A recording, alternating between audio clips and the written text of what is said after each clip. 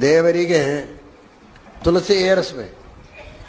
ದೇವರಿಗೆ ತುಳಸಿ ಏರಿಸಬೇಕು. ಅದರೊಳಗೂ ಕೂಡ ಮಂಜರಿ ಅಂತ ಆ ತುಳಸಿ ತೆನೆ ಬಂದಿರ್ತದೆ. ಅಂಥದ್ದು ಆ ಮಂಜರಿಯಿಂದ ದೇವರ ಪೂಜಾ ಮಾಡಿದರೆ ಇನ್ನೂ ಮಹಾಪುಣ್ಯ ಅಂತ ಇದೆ.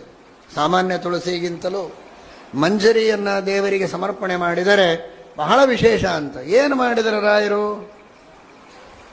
ಹೋಗ್ರಪ್ಪ, ಹೋಗಿ ಹುಡ್ಕೊಂಬರ್ರಿ, ತುಳಸಿ ಮಂಜರಿ ಎಲ್ಲಿ ಸಿಗ್ತದೆ, ದೇವರ ಪೂಜೆ ಮಾಡಬೇಕು ಅಂತ ಅನ್ಲಿಲ್ಲ. ಅದಕ್ಕಾಗಿ ತತ್ವ ಮಂಜರಿ ಅಂತ ಗ್ರಂಥವನ್ನೇ ರಚನೆ ಮಾಡಿ ದೇವರಿಗೆ ಸಮರ್ಪಣೆ ಮಾಡಿ.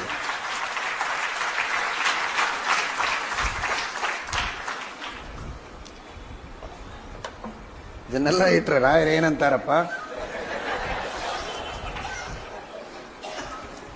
ಮಂಜರಿಯನ್ನೇ ಸಮರ್ಪಣೆ ಮಾಡಿದ್ದಾರೆ ಭಗವಂತನಿಗೆ.